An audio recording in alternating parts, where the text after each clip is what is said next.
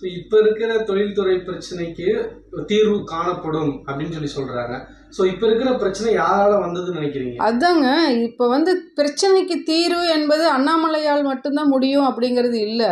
நிறைய நாங்கள் ரெப்ரசன்ட் பண்ணியிருக்கோம். அதெல்லாம் எதுவுமே பாஜக காது கொடுத்து கேட்டதில்லை. அவங்களுக்கு ஃபஸ்ட்டு ஒரு லிசனிங் இயரே கிடையாதுங்க. இவருக்கு அண்ணாமலைக்கிட்டேயே நிறைய ரெப்ரசன்டேஷன் எங்கள் ஆளுங்க போய் கொடுத்துருக்காங்களே. இது வரைக்கும் இவர் என்ன செஞ்சுருக்காரு? குறைந்தபட்சம் ஒரு மினிஸ்ட்ரியில் போய் இவர் பேசியிருப்பாரா, இல்லை அழுத்தம் கொடுத்துருப்பாரா? என்ன செஞ்சுருக்காரு தொழில்துறைக்கு? ஸோ நீங்கள் வாக்களிச்சா நாங்கள் மினிஸ்டர் ஆகி உங்கள் கோரிக்கை நிறைவேற்றப்படும் சொல்கிறாங்க. ஏன் ஒரு வாய்ப்பு நீங்கள் தரக்கூடாதா? அந்த அளவுக்கு நம்பிக்கை இல்லைங்க. அந்த அளவுக்கு நம்பிக்கை இல்லை. ஏன்னா இப்போ ஒரு சின்ன எக்ஸாம்பிள் சொல்கிற பாருங்க. சின்ன லெவலில் இருக்கிறவங்களுக்கு இந்த ஜிஎஸ்டி கொண்டு எங்களை ரொம்ப சிரமப்படுத்திட்டாங்க. ஜிஎஸ்டி வேண்டான்னு சொல்லலை. ஜிஎஸ்டி ரொம்ப ஸ்பீட் இம்ப்ளிமெண்டேஷன், அது ஒழுங்கான ஹோம்ஒர்க் பண்ணாத ஒரு இம்ப்ளிமெண்டேஷன்.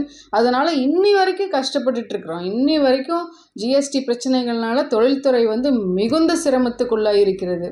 இந்த சின்ன லெவலில் இருக்கிறவங்க ஜாப் ஒர்க் பண்ணுறதுக்கு ஒரு 5% டேக்ஸ் போடுங்க அப்படின்னா அவங்களுக்கும் அதே ஹை டேக்ஸ் போட்டு அவங்க பியூஷ் கோயல் அமைச்சராக அவர் சொன்னார் பண்ணித்தருவோம் அப்படின்னு போன தேர்தலுக்கு சொன்னார். ஆனால் அது இன்னி வரைக்கும் வரல. அப்புறம் என்ன நம்பிக்கை வரும் உங்களுக்கு இவங்க மேலே?